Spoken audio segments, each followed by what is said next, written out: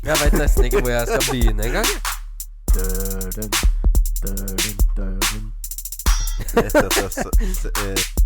Er vi på, eller er vi ikke på? Og kan vi bremse ned tempo litt grann? Nei, nå må du slutte. Av Bergliko. De beste norske podcasten på MMA. Ladies and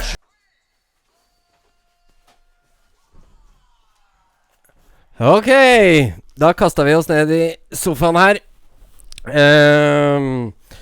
Nok en episode. Det kommer litt hyppigere nå som jeg hjemme. Det bare sånn det kommer til å være fremover, så det får dere leve med. Her om dagen så var det Jack Hermansson. I dag så det en fyr som har tatt turen fra Trondheim. Tatt med seg frøkna si. Hi Tom. Hey, what's up? So this is gonna be our first episode in English. So I really hope I don't disappoint people. I don't think I'm that witty. So I'll probably have a couple of more breaks when I'm talking English. But No worries. I really hope people will like it. Maybe we'll go international one time. If I had to do this in Norwegian, nah. It would be a pretty cool experiment. It would destroy Experiment. the podcast. Yeah. If you just move the mic a little bit close to your face, if it's possible. Yep. There you go. There you go. Yeah, nice. I'll just do the sound afterwards anyway, so. Because it's kind of weird. If you weren't... the weirdest thing I see some podcasts where there's two Norwegians sitting there talking to each other in English. Yeah. And I always feel like the English is... it's not like that great. And mine's not that good either. So it's a new experience for me trying to like sit here and chat English for, well, what's about to be over an hour straight. I apologize, man. Yeah. I feel bad. But how are you doing? I'm doing good. A little tired, but yeah, just super stoked for a few days to chill. Yeah. Yeah. Christmas holidays. Yeah. Yeah, 'cause you've been abroad now. Haven't been abroad for a little bit, but just been Working? just working, Yeah. building the gym, I got like 4 jobs right now, so it's pretty hectic. So. Yeah, that's a couple of jobs. But how's it going? The new gym you started out like, well, we could go like back to the beginning, really. What? How did you end up here? In Norway? In Norway, yeah. Okay, so I get really bored really quick, and I do stupid shit when I get bored, and I'd just been traveling like Australia and that, and then got back, and I wanted to kind of carry on because I just finished my bachelor's degree, and I wanted to carry on and get a master's degree, and I remember one of my friends said she was going to the Netherlands to study to be a dentist or something because it was like way cheaper or free to study in some countries around Europe. So I checked it out, and I always wanted to live in Scandinavia, something like Sweden or Norway. Yeah. Ever since I was about 17, 18. So I was like, okay, I'll just apply for a load school. of universities around Scandinavia, and then didn't really think it through, and then I got accepted, so I was like, alright, fuck, I actually have to go now. Yeah. Didn't regret that decision, did you? No, not at all, man. Oh, shit. 6 years in, so... There you go. There it is. Ok, så mikrofonstativet mitt røyk akkurat nå, men det bare sånn som skjer inniblant, det. Jeg har sittet og bøyd på det alt for mye, helt sikkert. Men da tar jeg det bare i hånda. So, yeah. Things always go shit here. Can't catch a break.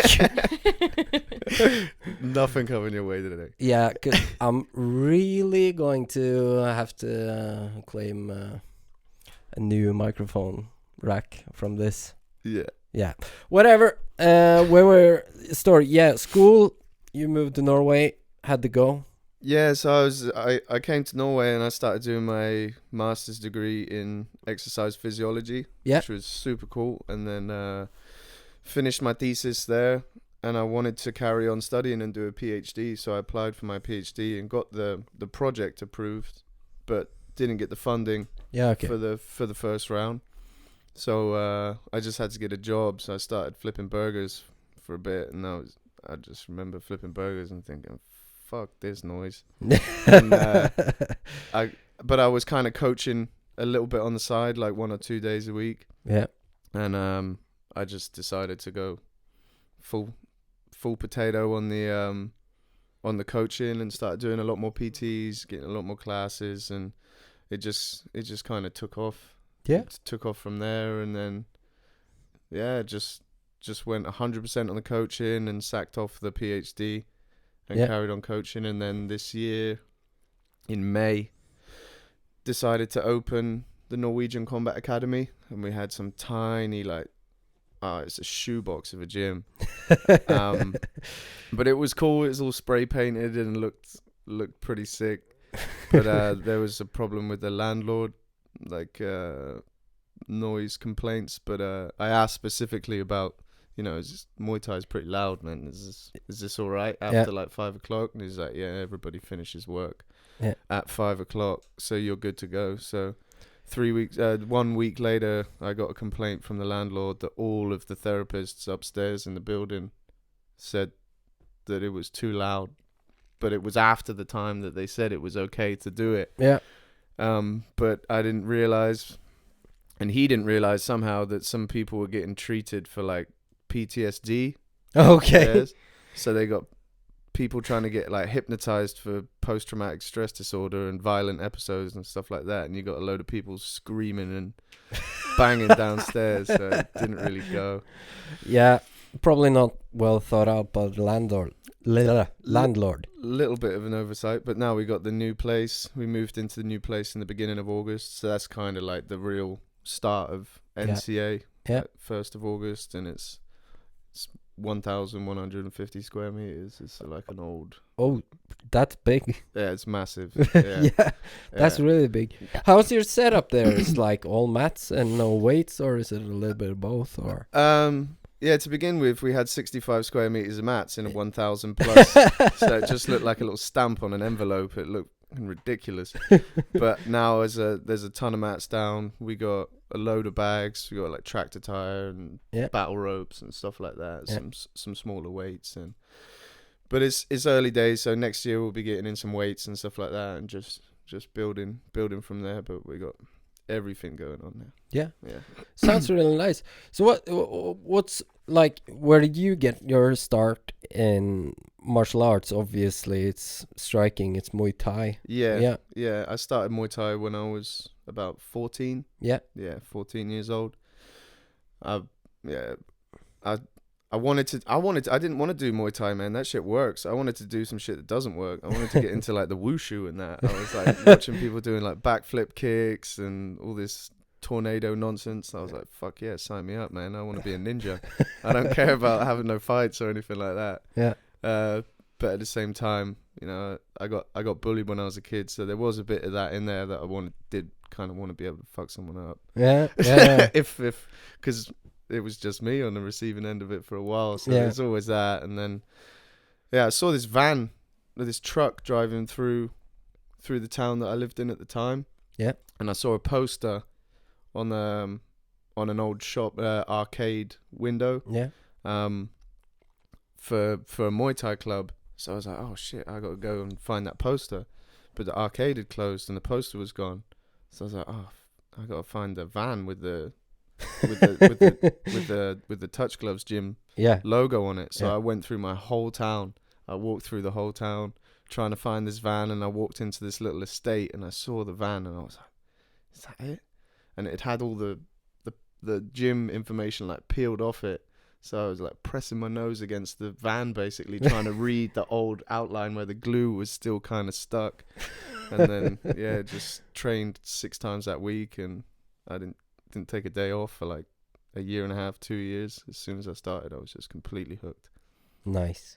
Yeah. Well, it sounds kind of I get that getting hooked part. The first time I trained, I was like, wait, this isn't scary at all. It's fun. No, it was super fun. Because I was super scared of martial arts. Yeah, I didn't want to train. I just wanted to watch the first session. But Julie Kitchen, was one of the greatest female Muay Thai fighters of all time. She's 13, 14-time world champion.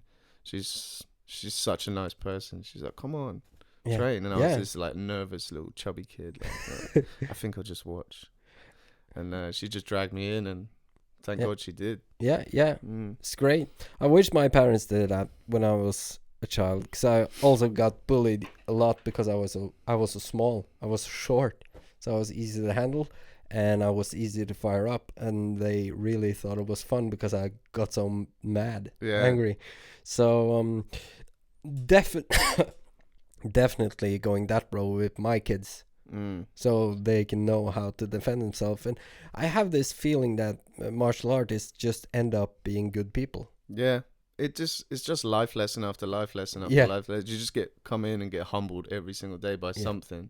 Yeah. I remember just holding pads for like an adult, like a 25-year-old, when I was 15. Yeah. And I held the focus mitts for a boxing class, and he just cracked that pad, and I just felt the power of the punch in my hand. I was like, fuck getting in any more fights, man. I was like, I don't want to get hit. Like, if that's a bare fist that hits me in the face, man, I got to maintain what little looks I have left. You know, like, I can't be dealing with that. And it's just you get humbled all the time, and you learn life lessons in anything that happens in martial arts. You can pin it to a life lesson somehow. Yeah. So where did you started training, and then did you start like fights and stuff like that pretty soon, or? Yeah, so we have like interclub fights, which is like a non-decision thing, like a medical comp thing here. But this was in like 2004, 2005. Yeah, they were pretty. I mean, in Norway, you got this 30% to the head. Yeah, whatever the fuck that means. And I understand it's to keep people safe, and that's a good thing. But back in my day, it was you're getting lumps back then, man. Yeah. So I went in after 2 weeks, and took one against a kid. I can't remember his name now, but he was a bad man. Yeah, he was a rough kid, and he just beat the piss out of me for like 3 rounds. And when you like wake a dog up suddenly and the eyes are like going all over, I was like walking around like that after, and I was like, fuck, I want another one of those. Yeah. So I ended up having like 5 or 6 of those, and then after a year I got my first fight. So I started fighting pretty soon. Yeah, so about 2 weeks to first like taste of it. Yeah. And then first real ass whooping I got after a year. Okay. But do you feel like it's a good thing to like get in the fights, the real ones, as soon as possible, or do you think you like have to do loads of work before? I think you should be ready. Yeah. I think rushing into fights, it's just stupid, man, because fighting can give you such rewarding experiences, and it can change your life, and it's literally like it's made my career and stuff like that, because I had, even if I had a bad ass whooping, I had a good experience, but I think you should just medical comp like there's shows all over, a lot. Just take as many as you can, and we do the Spar Wars events where we just get in and put some way big gloves on, helmets, elbow pads, big shin pads, and don't go. There's no decisions, and it's I'm monitored closely, and you can rack up as many of those as possible, and then you got to be honest when you sign up for your first fight. Say like I've had a few like Spar Wars events or medical comp events and stuff like that. Goes so you get a good match up, and you don't end up sandbagging anybody. But I think you should take as much like non-decision experience or smoker fights as you can before you go into a proper fight. I heard something about it's a funny thing, like the thing with the head injuries, and we use helmets and all that stuff. I read something about these helmets actually being worse for your head. Yeah, you know what? Marte right now is she's doing her bachelor's thesis, and she's studying physiology, and you can få høre litt fra deg, Marte. Skal vi ta det på norsk, eller? Ja, vi tar det på norsk. Ja. For det er jo stort sett norske lyttere. Jeg studerer fysioterapi, og og skriver nå bachelor om akkurat det. Ja. Og ja, det er helt sant. Ut ifra tall og forskning og sånt, så sprer det helt klart sjokket og forårsaker større skade enn, altså sånn, det forårsaker større skade med hjelm, for da får du flere trøkkere, og da, hvis du får flere trøkker på rad før det blir stoppet, eller før du viser tydelige hjernerystelse-symptomer, da, så er det gjerne verre enn hvis du blir knocka med en gang uten hjelm. Det er ganske kult, for man har snakket om det ganske lenge nå, at det er jo en større trefflate, det er en trampolineeffekt i hjelmen, og det er litt sånn, it makes all the sense at den burde jo egentlig bare tas av. Men det er jo innenfor reglementet, og det blir veldig spennende når du kommer ut med den oppgaven, da, så vil jeg veldig gjerne lese den. In many ways, fighting is still, even though martial arts has a long tradition, the sport is in very many ways quite new. We're still learning loads of important stuff, like the second impact syndrome to the head. Yeah. And that made me like really dislike the counting. You know, you have it in Muay Thai, you have it in K1 boxing, all that stuff. Yeah. And I don't really get why you should have it. No, I do agree in a way. It 'Cause if you knock someone out, they're out. Yeah, then that's a tricky one, that. Yeah. But then again, it's with MMA, I think eventually it's going to come out that MMA is far more dangerous for your head than people realize. Like, I think you got guys that are getting cracked in the head with these little gloves, getting their jaw span around on the daily, and then you get picked up and smashed on the floor, and it's not just the impact from the punch or the kick itself, but it's a lot of it is down to like the base of your skull here, you know, your body. When you get slammed on the floor, a takedown, like you're just whipping your head around a lot, and it's probably just so much more. Like I remember seeing a podcast with Joe Rogan when he was talking about like racing drivers, like NASCAR. Boom, when they whip their head, like that's a concussion straight away. Yeah. So I think these guys in MMA, you know, I think they're going to come out with something in the future. Yeah, obviously in all combat sports, but the research so far shows that MMA is pretty safe compared to like kickboxing. I think was the worst. I can believe that. Boxing is pretty up there because they hit like, it's not healthy for you to get knocked out by Deontay Wilder. That's just. And even the small guys in boxing, if you take a guy with a good punch in Muay Thai or kickboxing or MMA or anything with like hand strikes, it's gonna hurt when you get hit. But the boxers just spend their entire life just striking with their hands, you know, and the punch is so efficient and so it's just different. I remember the first time I got hit by a boxer properly, I was like, oh, fuck my life then. I was like, like I never had, like I've had a headache before, but I've never actually had like a brain ache. Yeah. So it's just all over. Yeah, it just felt like the center of my brain just turned into a marshmallow. I was like, oh fuck, this really hurts. Like I better start moving this head about a little bit more than I am. Like Muay Thai there is head movement, but it's, you know, it's not on the same level when you're just not used to defending in the same way. Yeah.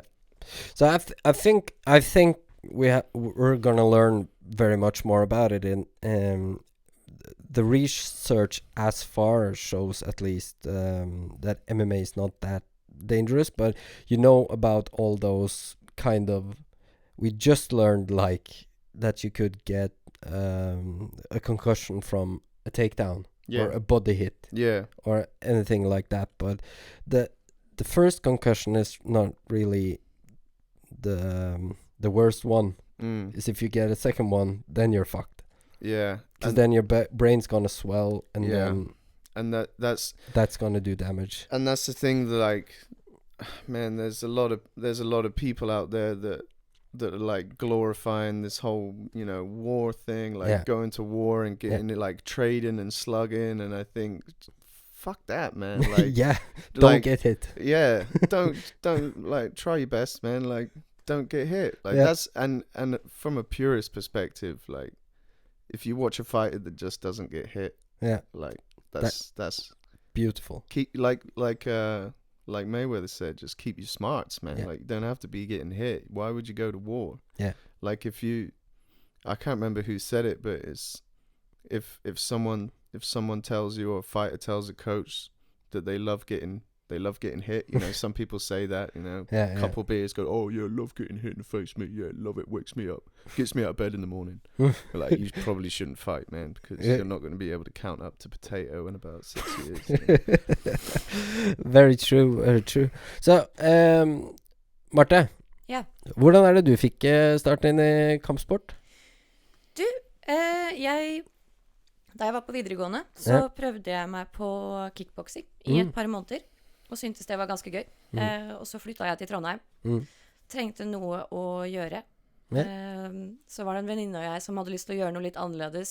Sjekka ut hva NTNUI, altså idrettslagene for universitetet, hadde å by på da. Og det virket ikke så spennende, og så vi en poster på en mage. Så prøvde vi, tok en prøvetime, da hadde Thom den timen, og ble hekta.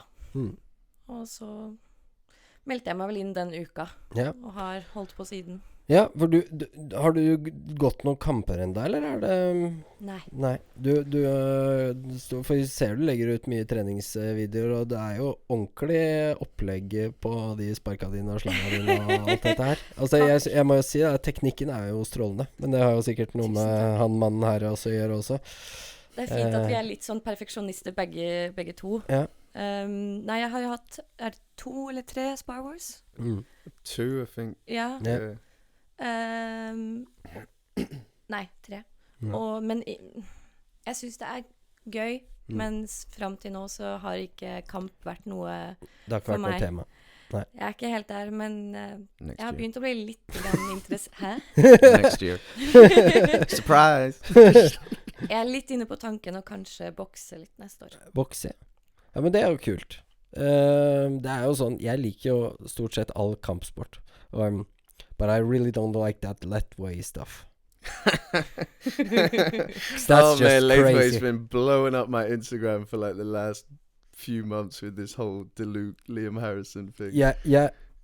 I just don't get it, because some of the rules are just crazy. Like you can get knocked out, and then your trainers have 2 minutes to wake you up again. Yeah. You get like a drink of water and a sandwich or whatever. And you're like, all right, back to work. Yeah, what's the deal? You had a fight, you lost. Move on. I'm surprised that shit didn't come from Glasgow, man. That's a crazy sport. Headbutt. Nah, it's not for me, man. No. I really don't like it. It seems like with the bare knuckle boxing and everything, it's just since MMA is now moved into like a cleaner kind of sport. People want the rough shit still. Just bleed. Yeah, I don't really get that. 'Cause I may have started out watching because of that, but now I really don't. Yeah. I really don't like when somebody gets knocked out pretty bad. I don't like go wow. I go like, oh shit, that must have. Like I was sitting here streaming when Jorge Masvidal knocked out Ben Askren. He really knocked him out, man. Yeah, Jesus. I honestly thought Ben Askren died. Yeah, man. I thought I saw the soul start to leave the body and then kind of came back in a little bit, you know. Woken up with 2 extra ones. Yeah, but I really don't. My first like live MMA experience was Stockholm in 2017, and this is the one thing that's burned into my mind. There's a Polish fighter named Marcin Held. He slipped. He was running and then he slipped and fell right into a knee and got knocked out. Laid out flat for like 8-10 minutes, and that was like when I started to really realize, holy shit, this is real. Yeah, man. This isn't fake. This isn't some TV show. This isn't.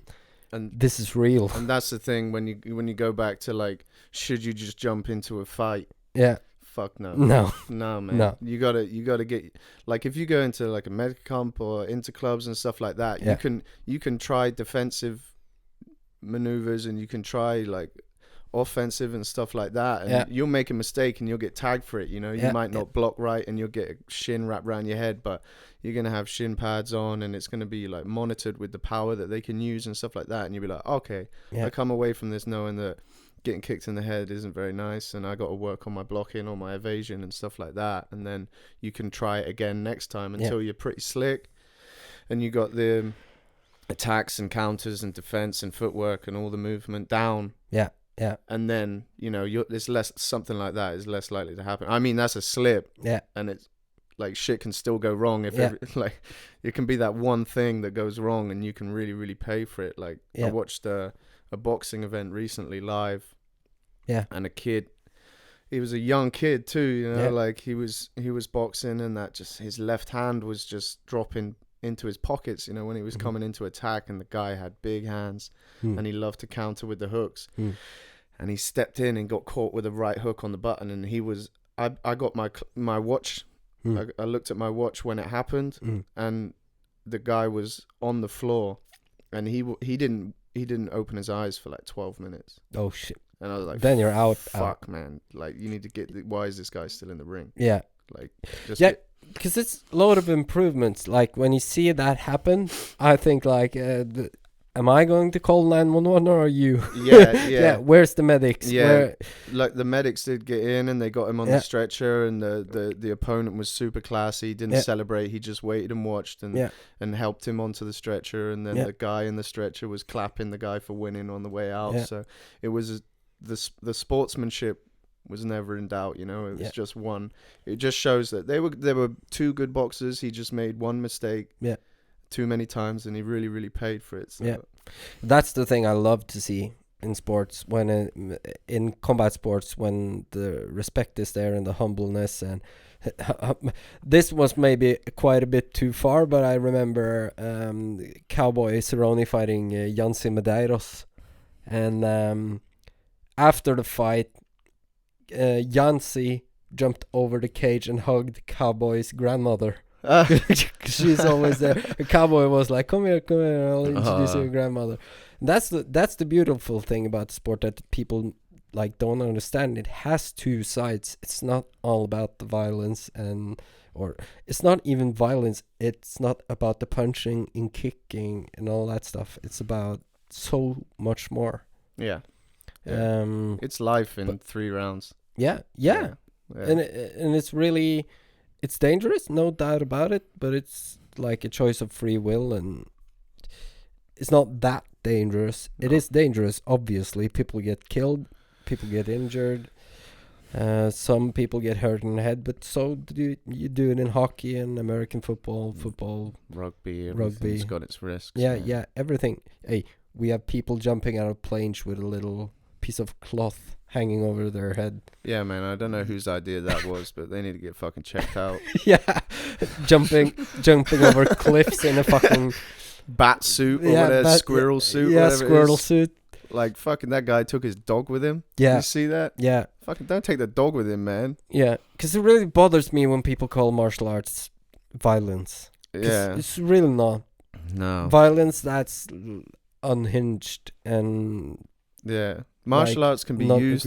Martial arts can be used for violence, of course. Yeah. But martial arts can be used to, you know, take people out of poverty and change lives and make people better. And it is what it is. Like, martial arts is just the vessel. Yeah. And it's the people that carry that vessel that decide what martial arts is about. You know, and if we get enough people educated, then we can just change the percentages. Like, who's using it for good, who's using it for bad. We can educate people. We can show people what it's really about, or what it really means, and what it can really be to people, and how good it can be, and that will slowly change the perception. That's why, like, I don't really go in for this whole, like, going to war and shit like that. Like, I don't really like pretending, like, a lot of people are pretending to be macho and all this, like, crazy motherfuckers. Like, okay, if that's you, but there's some people here that are just, you know. Yeah. Obviously, he has the right to be that, like that, and of course you have the right to not like it. Yeah, of course. And voice your opinion. Yeah, I totally get that, because I was more like that before, but that's the thing with martial arts. You continue to learn all the time. Not even training, just learning from the people in the community. Yeah, like I like adapt certain kind of standards. Because I was big Conor McGregor fan before, and then he started doing all that stupid stuff, and I was like, nah. yeah. Normally, I would defend him to the death. But suddenly, I just couldn't defend him anymore. You know, and It's so weird. and there's, man, people in general do weird shit. Yeah. These guys are on a stage in front of the entire world, and the toys that they get given to play with are so much bigger than any toys that we get to play with. You know, like, you might be an average guy, like having a few beers at the bar, and then you do some real dumb shit. Yeah. And if someone did that from the UFC, you know, like, that, it would be totally outrageous, and everyone would hate them, and they would never live it down. But it's just not seen, you know. They're not on that stage, so the humans are humans, and they're gonna do some crazy shit. But the responsibility's there to kind of monitor that. Obviously, and it's been a few too many times. Yeah. That's the thing. If you don't learn, if you say sorry, I'll do better, I'll learn, and don't do it, it's just like, then I lose the respect for you if you just keep on doing all that stupid stuff. Same shit, different day. Like, fool me once, shame on. What is it George Bush said? Yeah. Fool me once, shame on you. Fool me twice, you ain't gonna fool me again. That's pretty funny. On another topic, obviously you guys met in training. Yeah, but my girlfriend, she loves like watching fighter couples, because we started out training together. Okay, cool. So we were gonna be like a fighter couple. So, and then she had a couple of kids, and, you know, hasn't gotten back to training fighting yet. Happens. Yeah, life happens. We don't have it. I actually found out that my Muay Thai coach wasn't very good. Okay. Yeah. Because she's from Thailand. Oh, yeah. Okay. And then, obviously, she's a Muay Thai coach. Yeah. Right. Okay. Yeah. And she has a massage parlor as well. Okay. Yeah. So, and then she hired in some Muay Thai coaches from Sweden somewhere. And I just realized, whoa, this was my first Muay Thai class. Yeah. This is what it's all about. Yeah. There's a lot of people that sell Muay Thai, but there's a handful that are really delivering like pure Muay Thai, you know, and it's getting, that's the same thing with like MMA, you know, it's gone from this like crazy shit to like a real respectable systematic sport, and it's the same with the Muay Thai spreading, you know, it's come a long way. There's always been great coaches out there, but it's coming to a point where a lot more people really understand what Muay Thai is. It's not just like kickboxing with elbows. Yeah. You know? Yeah, I get it. But but that's the funny thing, because people always boo when people go on the ground in MMA, and standing, it's much like Muay Thai. So why Muay Thai hasn't kicked off like MMA and all the other combat sports has, I really don't get it. I think it's been a long process of repackaging Muay Thai for the masses. Yeah. You know, and it's the same what they had to do with MMA. Like, not everybody wants to see a guy with a gi on, with one glove and one bare fist, punching someone in the balls and headbutting them and stuff like that. Like, you got to repackage it. And Muay Thai can be pretty weird to watch, you know. Like, if the first time you see a 5-round Muay Thai fight, and they got that ding ding ding like going on in the background, and then they're doing this, like, what the fuck are they doing? They're dancing, like they're having a dance off. Is this Muay Thai? Is this just, are they gonna start breakdancing, or like, what the fuck is going on? And it's a bit weird to watch. But now they're doing the, like, with the Muay Thai Grand Prix and stuff like that, they're doing the whole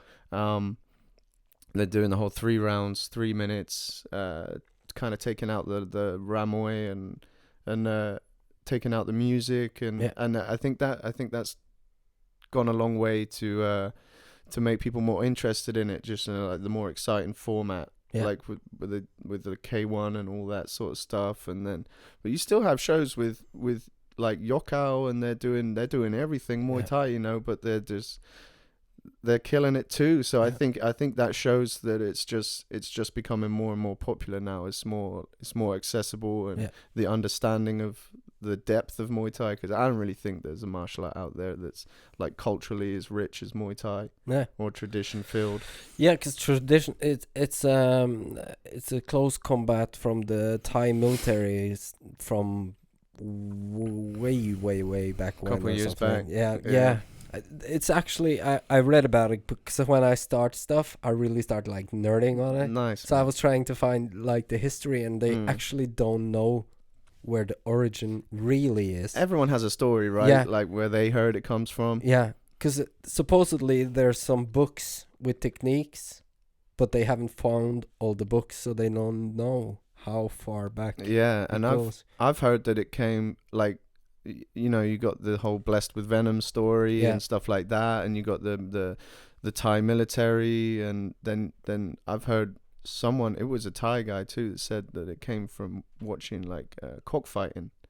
You know, like really? the way they jump at each other, it's like the way they kick and stuff like that, like it comes from there, and like a little bit of every story makes its own sense. And it's a bit of an enigma, you know, like but right now all they got to really focus on is just making it appealing to everybody, and I think it's coming a long way. Yeah, I obviously love it. I'm quite keen. Yeah. But the music really annoyed me in the beginning, and we always got rubbed like with this balm thing. The Thai oil. It smelled horribly. Don't get it on your nuts, people. Yeah. Don't do that. Yeah, and I got kicked in the head once, and couldn't find my car afterwards because I didn't remember that I had a new car, but I still loved it. Still wanted to go back. Waited a couple of weeks though. Yeah, until my cobwebs cleared up. Yeah. But wait, you drove that car? Yeah. Oh fuck. Yeah. I remember I was walking around because I had a blue car, station wagon. I was walking around. Didn't I park next to the gym? I called my girlfriend. I think our car is stolen. Oh shit. So I walked around because I was feeling like I was walking on the water, but I didn't realize how bad it was. Yeah. Then suddenly I realized we just bought a new black SUV and it was parked right next to the gym. Yeah, you had that car. Yeah. I had that car. So I don't know if I took too much damage from it, but I really don't know later or until later. But it's really I love the sport, and I love the history and the purity about it. And it's beautiful. But then I found BJJ, and BJJ is crazy. It's so cool. I love a good BJJ joke, but I love BJJ more. Just for you people getting fucking up in your feelings about it when I post BJJ memes, I really like BJJ. Go fuck yourself. I love it too. But back to the original question. I always digress, but that's the fun thing about doing a podcast, because you can always go back. You don't have a time schedule, except today we have a time schedule. Except today. Yeah, because I'm going to my mom's, and if I'm late, I'm dead. Yeah. Take it to the ground. Yeah. BJJ. Yeah, you. Because you're a fighter couple. How is it to be a fighter couple? Is it like being in a regular couple, or what's the deal? For me, I'm really good at just switching off, and it's just coach athlete. For me, it's super easy. It's never ever been a problem, you know.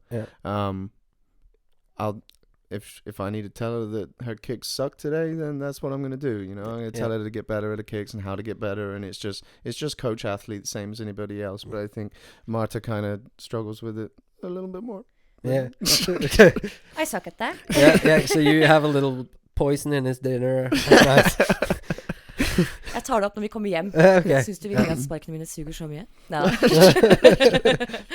Nei, jeg tror det er en innmari styrke for oss som par å ha noe vi deler som vi engasjerer oss så mye i og setter så mye pris på, og vi vokser veldig på å dele det. Ja, det tviler jeg ikke på.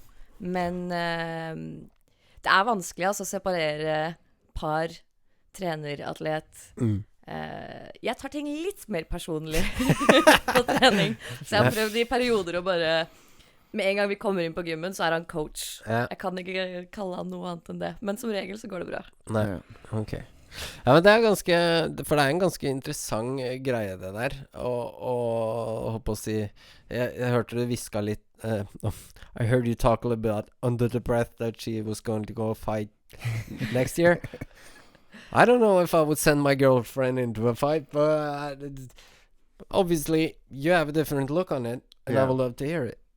It's, you know, if my girlfriend, the woman I love, is gonna go in and have a fight with someone that wants to knock her out, I'm not gonna trust anybody other than myself to give her the best preparation. Yeah. You know, Yeah. I'm not gonna trust anybody. If there ever was a time where a towel needed to be thrown, I'm throwing that fucking towel. Yeah. You know, I'm not gonna let anybody dictate her health, her well-being, and I just don't trust anyone enough to outside my own team and outside my own coaching team and athlete team to prepare her for a fight like I do myself, you know, and I don't think anybody is gonna know her mentally as well, you know, how she handles stress and how she handles the fight itself better than I do. You know, so as uncomfortable, and it will of course be uncomfortable for me, you know, but that's the best situation it can be, is with me in a corner. 100%. Because we have one example of that in MMA, like with Nick Diaz, the Diaz brothers. They really hate being in each other's corner. Yeah. But they're there. Yeah. Just in case. Yeah. And you saw that when Nate fought against Josh Thompson, I think. Because Nate was in real bad trouble, and suddenly you saw the towel flying over the cage. Yeah. And I really think that should be, like, it's a bit taboo, like throwing in the towel. It's like talked a little negative about. But I really think you should use it more. It should be less taboo for a coach to, like, throw the towel. I saved your life. We're done. The fighter's never going to quit. Let the coach do the quitting. Yeah. You know, it's like with fighter is not gonna. The fans are relentless and you know, merciless. They're gonna call that fighter a coward or whatever and talk their shit that they've never been through that stuff before. Yeah. So take that away from them.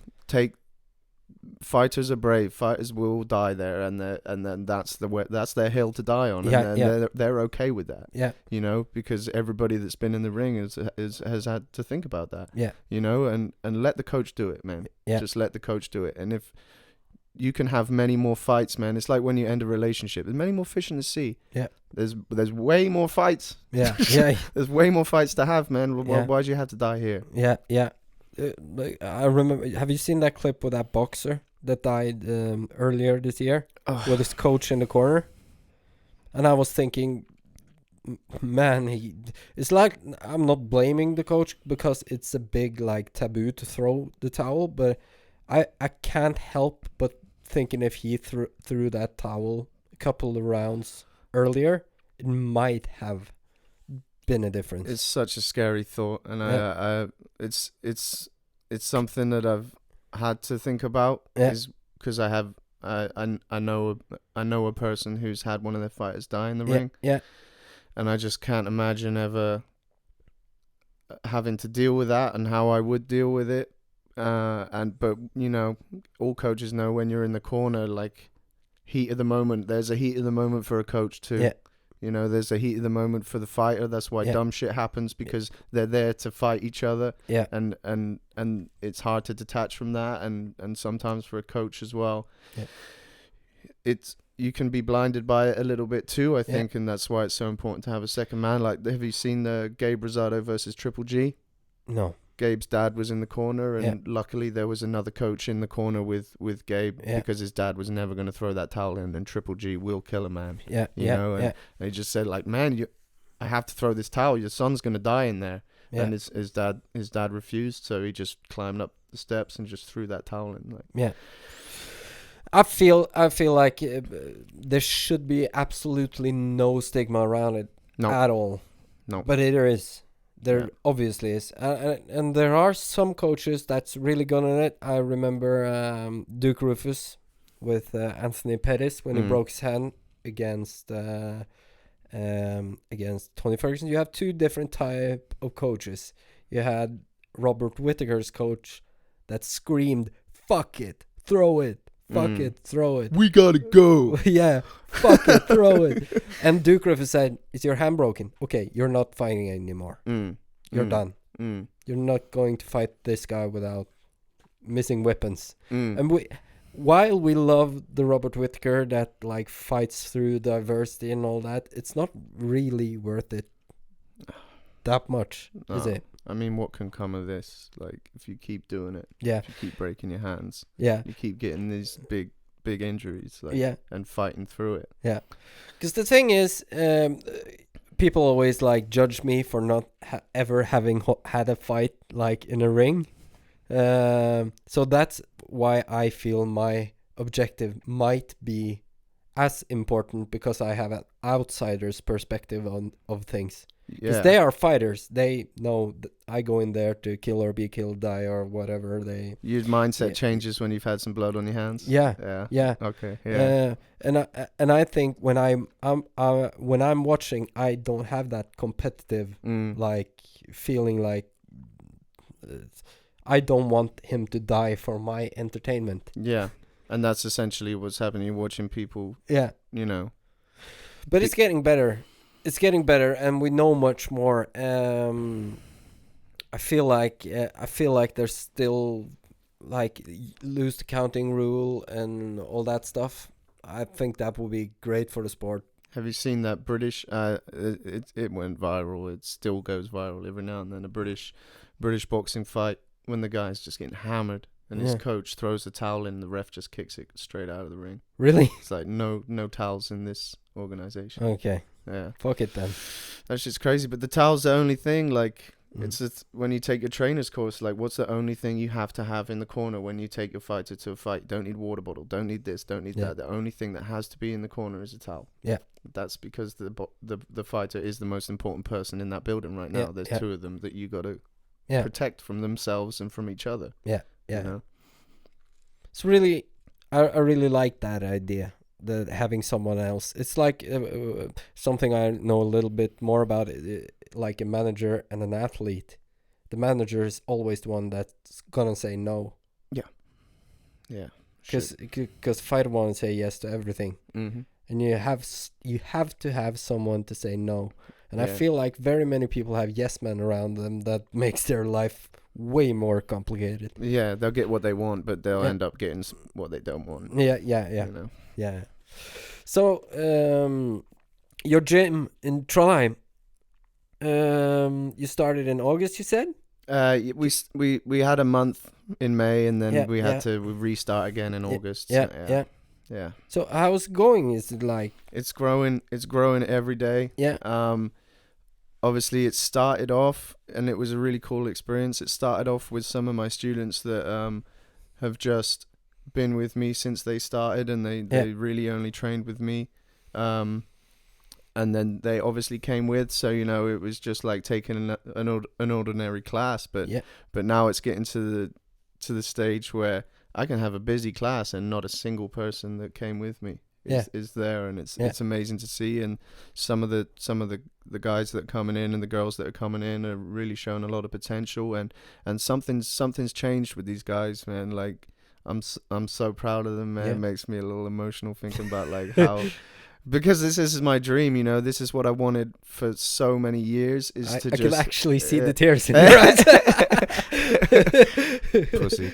But they're a family, man. They really are a family, and you just one person will walk in, and then every single person in the gym will shake hands, talk to them. Everybody knows everybody's name. There's no oh, you got to prove yourself if you want to be here, man. Yeah. It's like, oh, Yeah. we're gonna prove why you should be here. Yeah, yeah, you know, yeah. and that's such a beautiful thing, and everybody knows why people joined, and it's just fantastic, man. And there's some real talent coming through, like early days. Yeah. That'll be going for their first like D-class fights next year and Yeah. getting their marks in K1 and stuff. But we've it's been a quiet year for fights. Obviously, Nisanth, the Dark Lord, has been in Thailand up this year, and he had 5 fights in Thailand, won all 5 fights by knockout. Nice. All with different weapons, elbows, knees, kicks, clinch as well.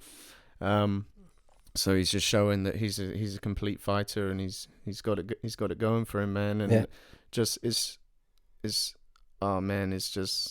just getting better every day. Yeah, that's great. I love it so much. It's a funny thing that like the community feeling, that like the sense of community, and like everyone being friends, almost never arguments and all that stuff inside a room with people fighting.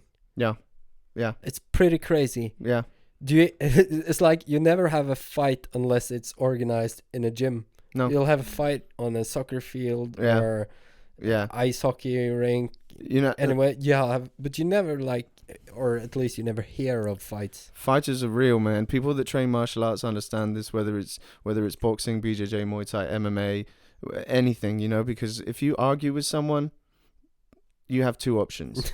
You fix the argument with words, or you start beating the shit out of each other, and then you shake hands after. And then people that train fighting know what can be the results of that. So they're like, okay, it's just not worth arguing, you know. What we'll just talk it out. We'll just chill the fuck out. Yeah.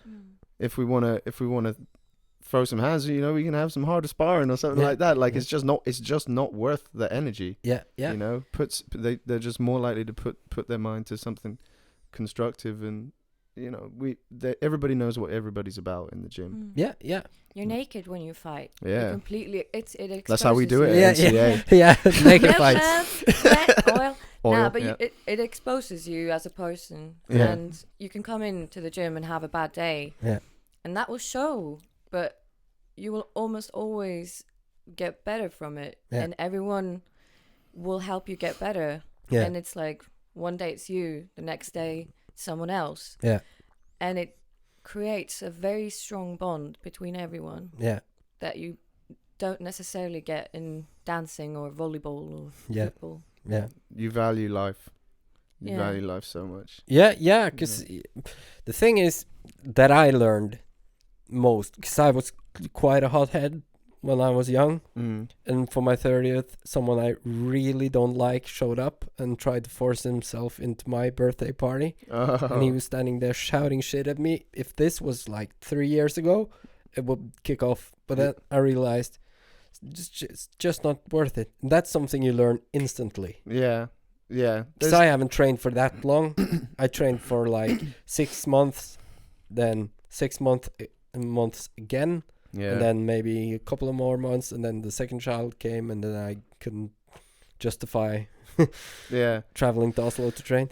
But people talk shit, man. Like people that don't train, and then there's one guy that's like, oh, you do Muay Thai, I reckon I could beat you up. So if you can beat me up, good for you, buddy. Yeah. You know, like I honestly don't know what's it called in English. Christmas table would be the direct translation. Christmas party. Yeah, someone told me now that jiu-jitsu stuff just doesn't work on me. No, not at all.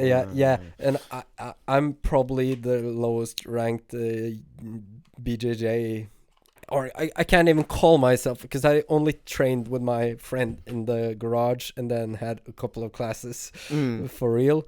So I'm not any good. I can roll, but I can't submit a white belt unless I catch them in the triangle. If we start in the triangle, like maybe I'll get it. No, I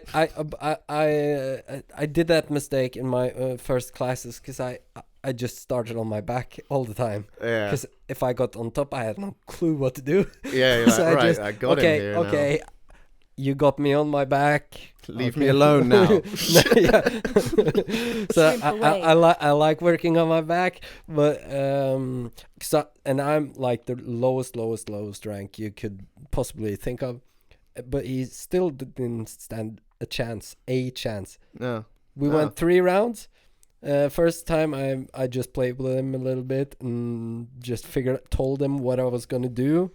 I like went through, and now I'm going to grab around your legs and take you down, and then I'm going to take this arm. And It's the science of mangling someone, you know. It's the science of fucking someone up with their own body. Yeah. Second round, he said, I'm going to survive for at least a minute. And I said, okay, so now I'm going to really try and get you. Yeah. Had him in a standing guillotine and lifted him up in seconds, but he wouldn't tap. But I felt like he was going limp, so I just released. Yeah. Because even though we're just playing around, I want to keep it safe.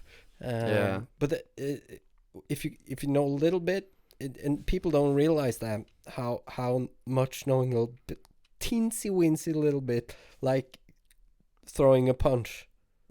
Just knowing that. Yeah, there's years and years and decades and sometimes hundreds and so many years have gone into refining like BJJ and Muay Thai to just be the most efficient way of mangling someone. Yeah. You know, and if you haven't done a BJJ class and you try and roll with someone that's done one, that person is infinitely better than you at BJJ, and that's a science of mangling someone. So you're gonna get fucking mangled, you know, like, and they don't. Oh yeah, it wouldn't work on me, you know. I'm a psycho. Yeah. Like, all right, cool. But there is also that thing with the false confidence. Yeah. You know that BJJ can give you, and martial arts can give you, like boxing and stuff like that. Like some people are just fucking crazy.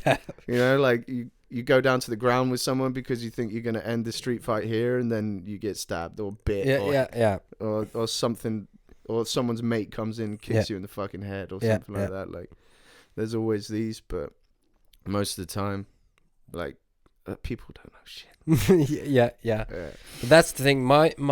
My thing with like street fights now, if I ever get in one, I'm gonna run. Easy. I'm gonna run. Most of my life, I'll always talk myself out of it. I'll just say, don't hit me, I'll get an erection. I had this one guy threaten me on the internet. Like he's a right extremist Nazi scumbag, and he threatened me because I was defending someone of a different a religion he didn't like. And so he threatened me, and I was like, I can't have this. It took so much to like swallow that ego. You wouldn't believe. And 5 years ago, I wouldn't be able. I would like, where do you live?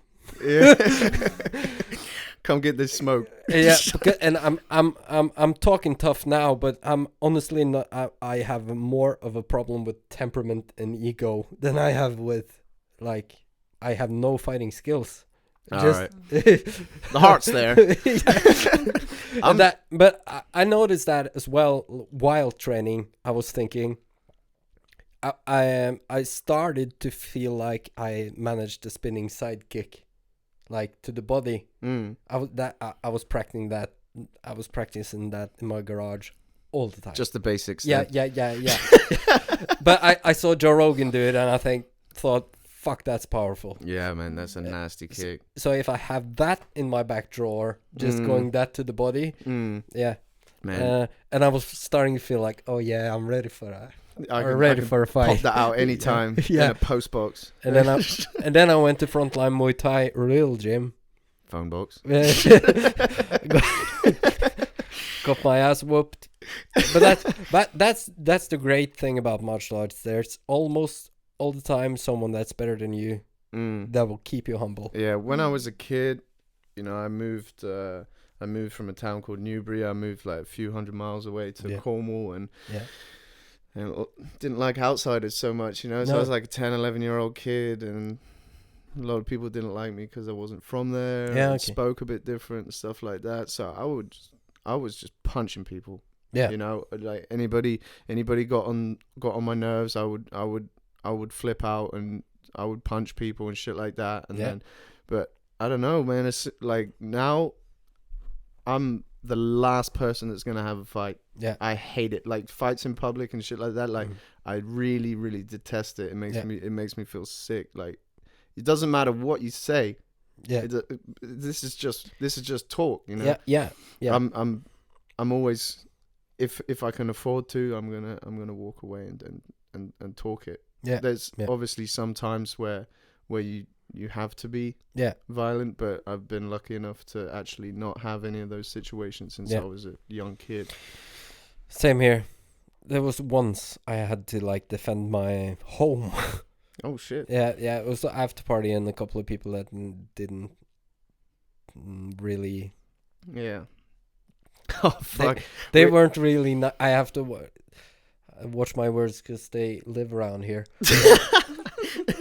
They know where you live, apparently. Yeah, they didn't know how to behave while inside someone else's home. Yeah. Let's just tell that. And suddenly I got hit in the face. Oh. And that was that. But whatever. That was last time I fought. It's over 10 years ago. Yeah. It's like just do it in the rain, man. Yeah, like, Like. But where in England are you from? I moved around a little bit, but I moved down to Cornwall when I was 10 and then left when I was 20 something, so I'll always say Cornwall's my home. Yeah. Not a decent football team around there, is it? No, it's all rugby and stuff like rugby. that. Yeah, that's the funny thing about England. Wigan, they have a Premier League, or had when I was there, a Premier League team, but the stadium was half empty and I asked around on the pubs. Yeah, it's not rugby. Yeah. So you have like cities divided by sports almost. Yeah. It's pretty funny because I've been in Liverpool, 50 plus times, something like that. And that city is, and I've been around away games and all that stuff, but it's something weird about Liverpool. I feel like it's just like coming from somewhere else. That's really interesting, not a problem. Because Liverpool has always been like coastal city. Immigrants have come there since day one. Have you ever been there? No. You should go. Yeah, I do want to go. I've never really been up north. I had one fight in Barnsley. Yeah. My last fight I had in Barnsley, but that's pretty far north. But that's it. I've never really gone that far. Gone traveling? No, man. Like that's a Cornish thing. Yeah, but it's a fascinating island over there. Yeah. I've been to Scotland and Ireland and England, and it's really great. Everyone's crazy. Yeah, Scotland was pretty funny because I was in Inverness, and my friend Shane that I had this podcast with, he said that they have the most beautiful Scottish. He said, but they spoke proper British. It wasn't a Scottish accent there. I really like the accent from Sky. Yeah, listen to that. Yeah, Danny McCaskill. That's a cool dialect, man. Yeah, but we were talking about like Britain and England. Yesterday, it's just there's no normal people there. Everybody's fucking weird and crazy. And it's just, and you just think about like you got an island that for thousands of years just this wet, cold little island, and you've got people fucking invading all the time. So everybody's got to be ready to, throw down. And it's just I just believe it's just a product of thousands of years of invasion, and the people that invade were obviously crazy enough to invade, bred with people that were crazy enough to fight the people that were crazy enough to invade. And now everyone's fucking weird. Yeah. But I love the whole place. Do you like have any plans of going back or to move or to live there? No, Norway for me. If I ever moved countries from now, it would be to the States. Really? But, Really? Yeah. I thought you would say Thailand or something. Thailand? No, Thailand's too crazy for me, man. I got 2 weeks in that place tops. Fuck, I'm just Thailand's fucking crazy, man. I love the place, but as far as living there, fuck that. Yeah, because you're kind of blowing up on Instagram and all that stuff these days. Yeah, I saw you talking to that guy Shane Faison. Shane Faison's my boy. Yeah, I love that guy. Yeah, because I watched pretty much all of his videos, so that was pretty cool. Yeah, we're good friends. He's definitely one of my best friends. Yeah, for sure. He's one of the nicest guys you could ever imagine to meet. Yeah. He's a top dude. Yeah. Yeah. Proper martial artist. Yeah, man, and he's got hands too. You Yeah. seen that video of me and him working pads? Like No. he's crazy fast. Oh yeah, I think I saw that was like just annoying to watch because it was too fast. It was like I'll never get there. I had one of my friends asked me to slow it down for him. I had to slow mo it, save it, slow mo it, save it like 4 times, so he could write down the punches that are in it. Yeah. He's fast, man. Yeah. And he's a true martial artist. Yeah, I think I might.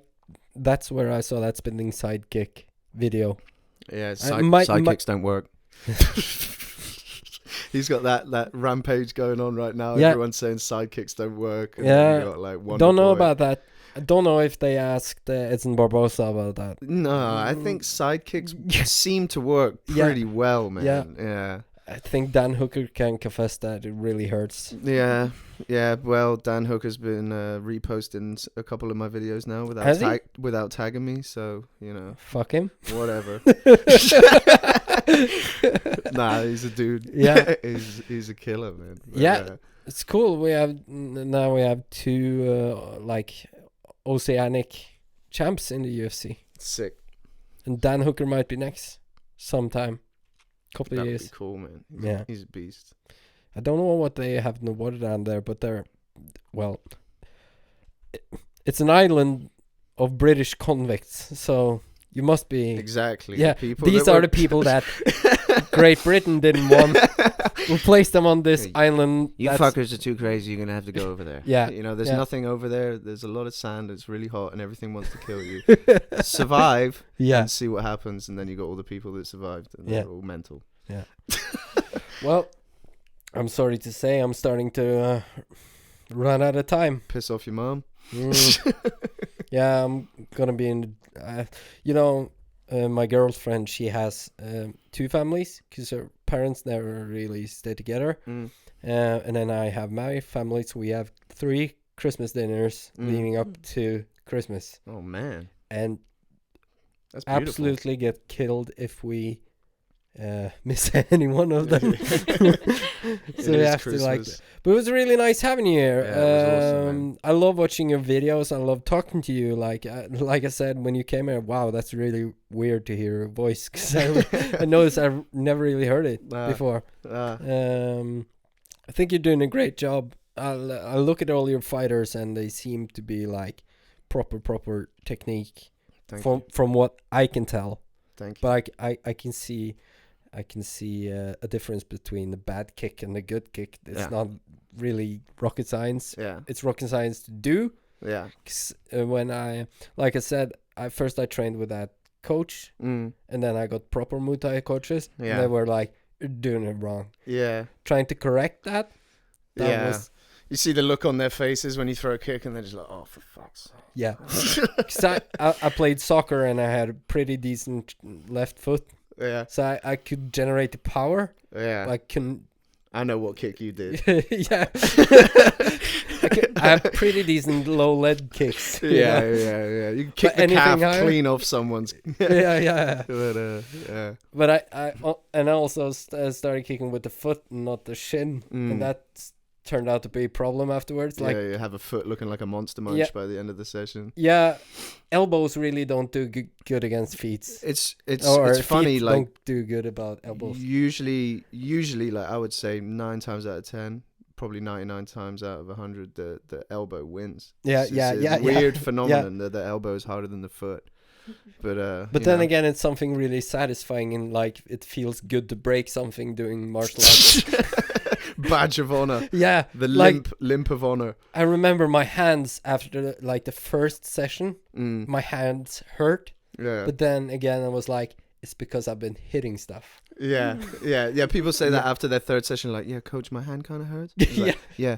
You're smashing stuff with it. Yeah. When did you do that before? Yeah. Oh yeah, good point. Yeah. All right. Yeah. And I obviously I read about it, and it's micro fractures through your hand to Yeah. make it more solid. Yeah, man. So They now I think- toughen up. Yeah, I have to harder. Yeah, it makes your bones denser. Yeah, and then again, I do some weird stuff because I saw some Thais in like with bamboo hitting their shins. Yeah, I used to use an aerosol can. Yeah, That worked quite well. Just yeah. crack it on your shin and then roll it up and down. Oh, really? Yeah, because Oh, it's a really? bit more give. Yeah. It's a bit more give. Or like you freeze a bottle of ice, Yeah. freeze a bottle of water, and then just Yeah. tap it up and down. My buddy could break wine glasses with his shins. That was weird to look at. Have you seen that guy, Hans Molenkamp? Yeah, I actually Breaking met Bad? him. I met him a few months ago. Oh. Yeah. He's booting he does like 8 or 9 baseball bats in a row, Yeah. just like it's nothing. That's Yeah. a big, scary Polynesian dude. Just, Yeah. Yeah, don't get kicked by that guy. No. No. He's I a lo- cool dude, actually. Yeah. Yeah. Yeah, his funniest Instagram, like going kicking Pringles bottles out of Jorge Masvidal's hands. Yeah, and yeah. DC soda and everything. I love watching him. It's so funny. His Instagram is funny as shit. Fuck.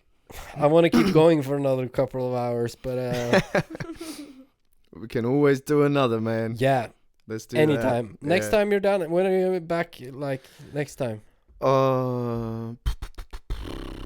I have no idea where I'm gonna be Yeah. next week. To be fair, but pretty soon, man. So Yeah, we'll get that done. we'll get that done because usually the most interesting talks go on for like 3 hours and all that stuff. Yeah, I got a lot of weird stories to tell. Yeah, but I think this just will have to do. Well, thank you very much for having me. I really appreciate it. I just want to say Merry Christmas to everybody listening, to all my people at NCA. I love you to pieces. Thank you for being awesome. Takk for i dag, folkens. Det her mulig at det ble den siste episoden i år, men man vet aldri. Kanskje Shane og Bergli gjør et comeback i romjula for å oppsummere året litt. Vi får se. Ha det!